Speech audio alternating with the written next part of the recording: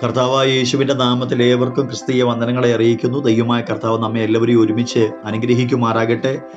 ഇന്ന് നിങ്ങളോട് പങ്കുവയ്ക്കുവാൻ കർത്താവിന്റെ ആത്മാവിന്റെ ഹൃദയത്തിൻ്റെ അകത്ത് നൽകിയ തിരുവചനത്തിലേക്ക് നിങ്ങളുടെ ശ്രദ്ധയെ ഞാൻ ക്ഷണിക്കുകയാണ്.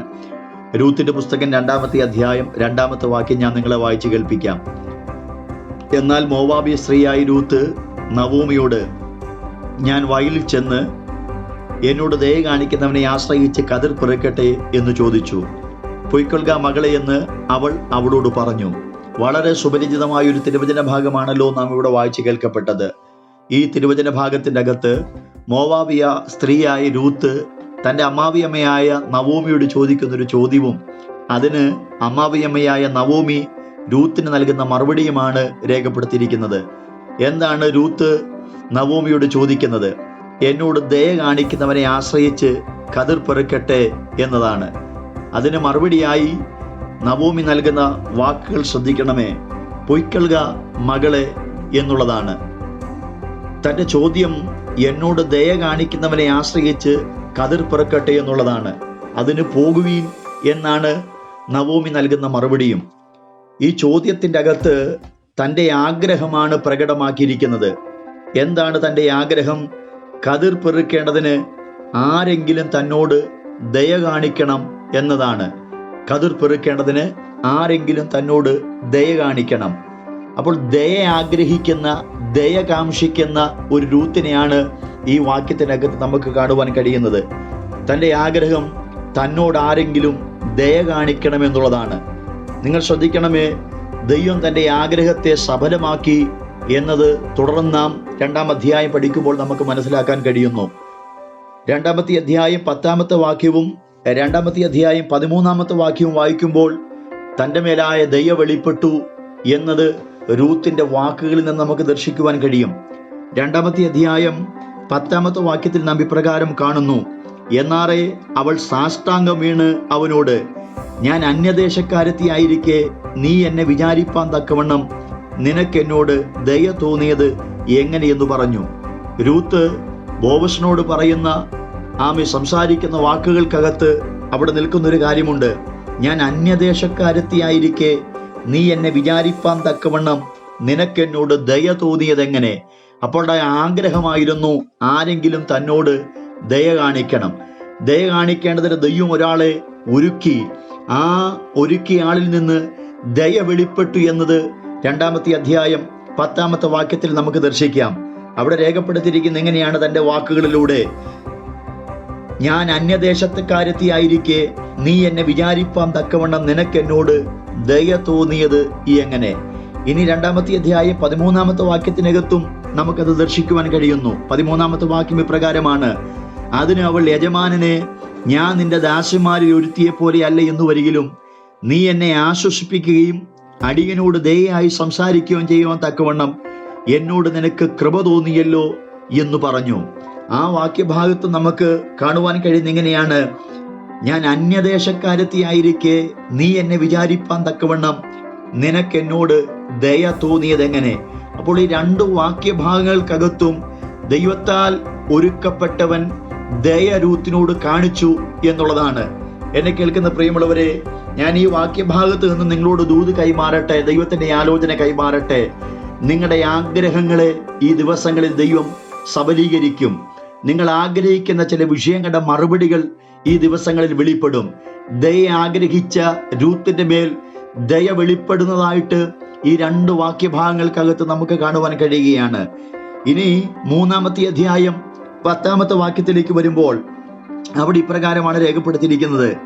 അതിന് അവൾ പറഞ്ഞത്, മകളെ, നീ യഹോവയാൽ അനുഗ്രഹിക്കപ്പെട്ടവൾ. ദരിദ്രന്മാരോ ധനവാന്മാരോ ആയ ബാല്യക്കാരെ നീ പിന്തുടരാതിരിക്കിയാൽ ആദ്യത്തേതിൽ അധിക ദയ ഒടുവിൽ കാണിച്ചിരിക്കുന്നു. ബോവസിന്റെ വാക്കുകളാണ് നാം ഇവിടെ വായിച്ചു കേൾക്കപ്പെട്ടത്. അവിടെ ഒരു പദം ദൈവത്തിന്റെ പരിശുദ്ധാത്മാവ് രേഖപ്പെടുത്തിയിരിക്കുന്നു. ആദ്യത്തേതിലധികം ദയ ഒടുവിൽ കാണിച്ചിരിക്കുന്നു. പ്രിയമുള്ളവരെ, ദയ ആഗ്രഹിച്ച രൂത്തിന് വേണ്ടി 2-ാമത്തെ അധ്യായം 10-ാമത്തെ വാക്യത്തിലും 13-ാമത്തെ വാക്യത്തിലും ദയ വെളിപ്പെട്ടതായിട്ട് നാം കണ്ടു. എന്നാൽ 3-ാമത്തെ അധ്യായം 10-ാമത്തെ വാക്യത്തിൽ നാം ദർശിക്കുന്നത് ദയ ആഗ്രഹിച്ച രൂത്തിന്റെ മേൽ അധിക ദയ വെളിപ്പെടുകയാണ്. എന്നെ കേൾക്കുന്ന പ്രിയമുള്ളവരെ, ഞാൻ ആത്മനിയോഗത്തോടെ ദൈവവചനത്തിന്റെ പിൻബലത്തിൽ നിങ്ങളോട് ഓർപ്പിക്കട്ടെ, ദയ ആഗ്രഹിച്ചവൾക്ക് ദയ മാത്രമല്ല അധിക ദയ വെളിപ്പെട്ടു. ഈ ദിവസങ്ങളിൽ ദൈവസന്നിധിയിൽ നിങ്ങൾ ആഗ്രഹിക്കുന്ന ചില വിഷയങ്ങൾക്ക് അത് ദൈവം നിങ്ങൾക്ക് നൽകുകയും അതിലധികവും കൂടെ നൽകാൻ ദൈവത്തിന്റെ പദ്ധതിയുണ്ട്. ഞാൻ വീണ്ടും നിങ്ങളോട് വചനത്തിന്റെ പിൻബലത്തിൽ ഓർപ്പിക്കട്ടെ, ദയ കാംക്ഷിച്ചവൾക്ക്, ദയ ആഗ്രഹിച്ചവൾക്ക് ദയയും അതിലധികവും വെളിപ്പെട്ടെങ്കിൽ ഈ ദിവസങ്ങളിൽ നിങ്ങൾ ആഗ്രഹിക്കുന്നതും അതിലധികവും നൽകി തരാൻ ദൈവത്തിന് കഴിയും. ദൈവം നിങ്ങളുടെ മേൽ അത് വെളിപ്പെടുത്തും.